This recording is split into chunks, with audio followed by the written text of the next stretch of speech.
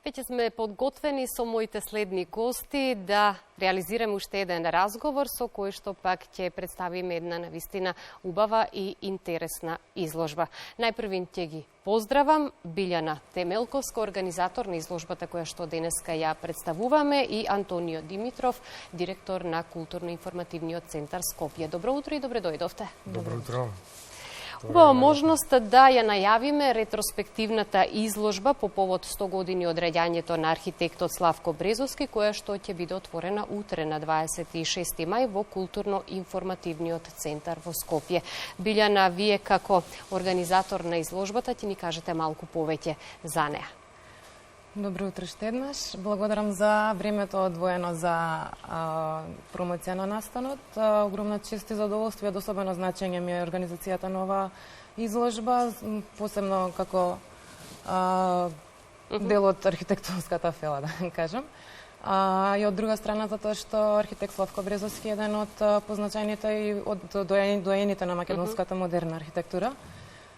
Изложбата ќе се одржи повеќе символично во Културно-информативниот центар во Скопје, кој е дел од објектот на ССМ, кој е дело на самиот архитект Славко Брезовски. Самата изложба ќе се одржи повеќе од 50 на експонати, на кои што на панова ќе бидат представени неговите дела. Поголемиот број од нив се и реализации во новија простори и во светот, надвор од регионов. На дел ќе бидат представени скици и размисли на авторот од негови студиски патувања и истражувања, како и од родниот крај од Галичник и од Реканскиот крај, односно анализи и истражувања за македонската Реканска куќа. И ќе има еден мал дел, кој што е на едно символично место поставен, каде што ќе биде собран секвенци од неговиот приватен живот. Сега, ако може да го ставиме во рамка тие 95 години кои што ги живееше, он и активно ги работеше. Одличен повод 100 години од раѓањето на архитектот Славко Брезовски, но и долги години активно работење во сферата на архитектурата и останати многу дела кои што еви до денес имаме можност да ги одбележуваме. Повеќе значајни моменти за името на Брезовски и поводот за реализирање на оваа изложба. Па, како што кажа веќе и Билјана, нас ни представува особена чест и задоволство што ја организираме оваа изложба. Најпрвин јубилеот 100 години од раѓањето на еден од најавангардните архитекти во Македонија. Втора голема работа и за нас можеби најзначајна е тоа што тој ја има проектирана самата зграда на Културно-информативниот центар и самиот тој имал канцеларија во тие простори и работал. И уште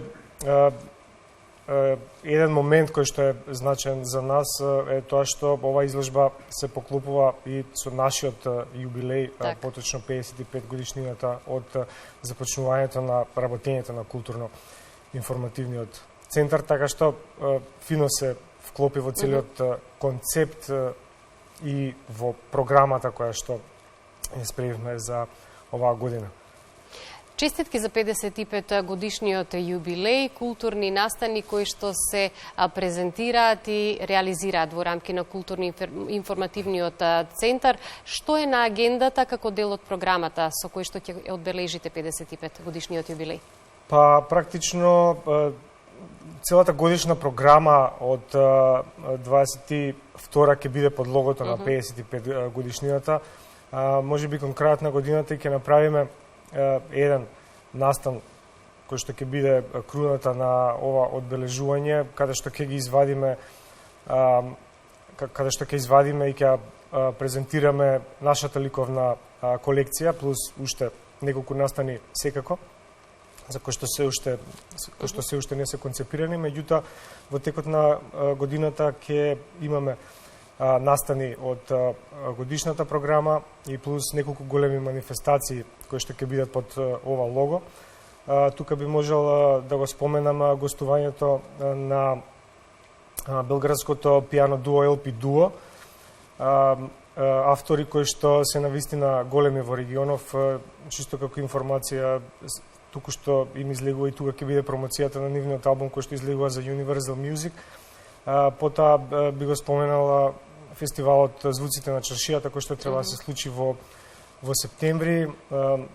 Голема изложба со бразилски уметници, српски уметници, сето ова покрај нели годишната ликовна, литературна програма и музичка програма. И секако тука би споменал една новина која што веќе ја споменав токму во вашата емисија пред некој месец, а тоа е културниот информатор или културен магазин Скопје Култ, кој што за прв пат ова година излегува како еден од проектите на годишната програма на културно-информативниот центар и сега во 1 јуни излегува и вториот број од овој културен информатор.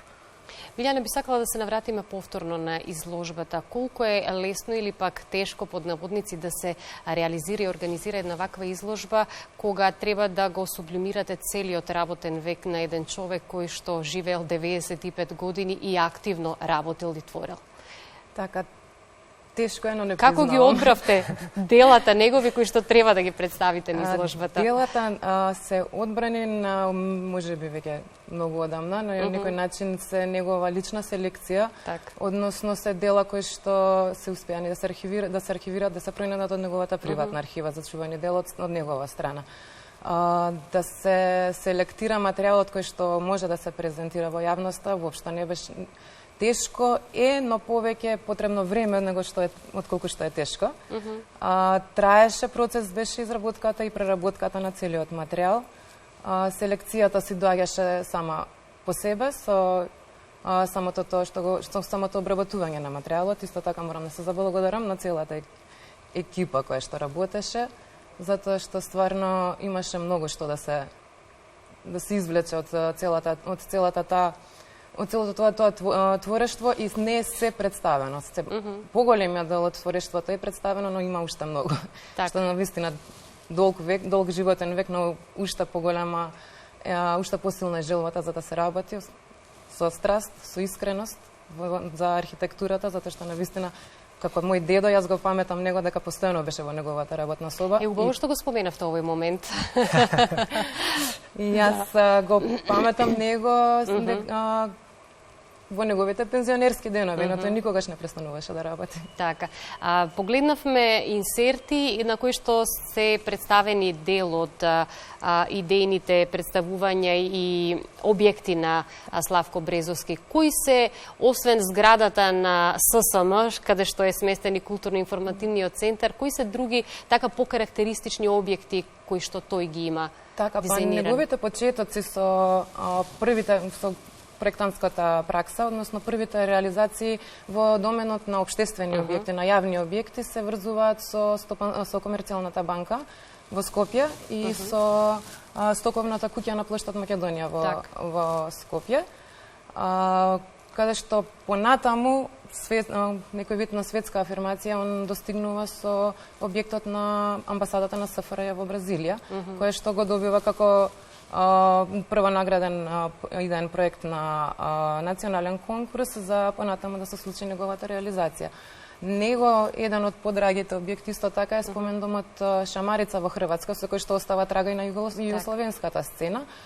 И нормално еден од објектите за кој што сите можеби поголемата јавност знае, соборниот храм Свети Климент Охридски, за кој што имало потреба од 20 години изградба и процес на проектирање и на истражување, каде што оној момент на модернизам и на современистка и Брезовски можеби најмногу се приметува, каде што успева да ја спои она модерна, современа мисла, која што времето во кое што е проектирал ја барало од него со каноните за облекување на православна црква.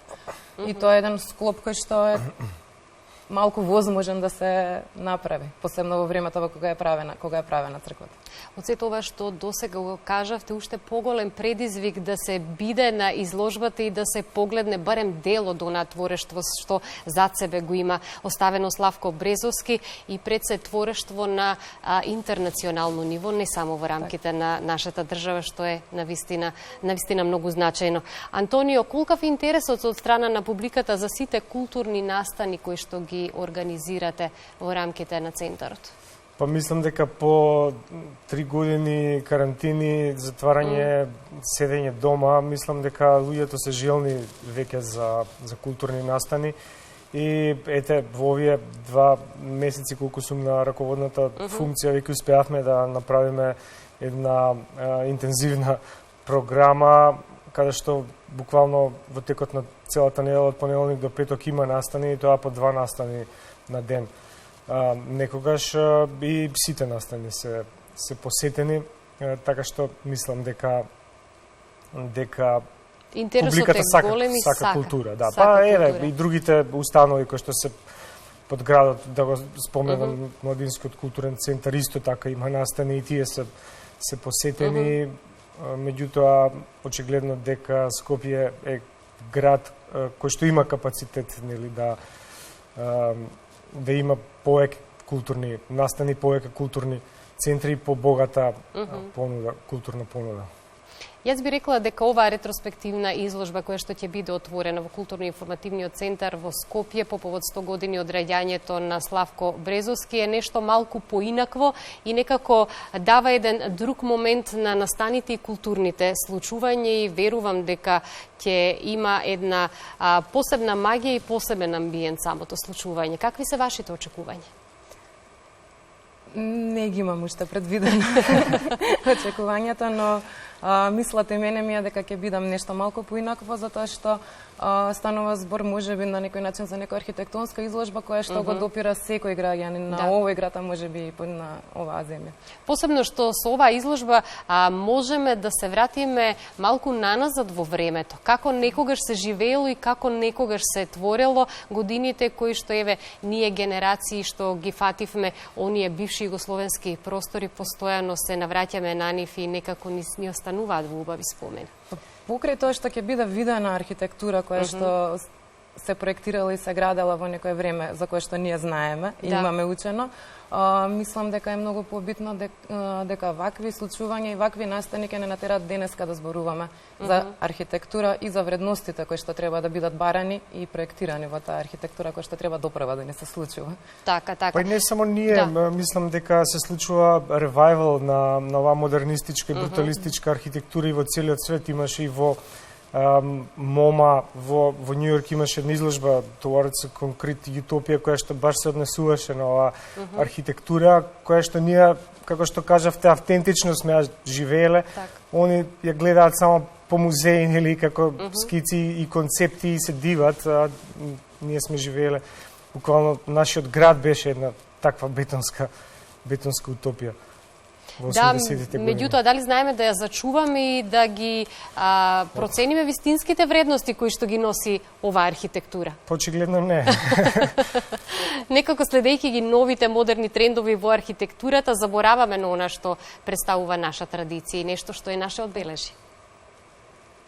И традиција, и одбележје, и потреба од архитектура, она вистинска потреба од архитектура, колку ни е потребен сенсот да го препознаеме јавниот простор и како да се однесуваме према него и што да изградиме. Градба значи многу работи, не е само зграда со станови. Јавниот простор секогаш треба да биде изграден, на каков начин и како ќе служи на луѓето, тоа треба да се размислува, треба да се зборува, треба да се проектира и планира на таа тема многу.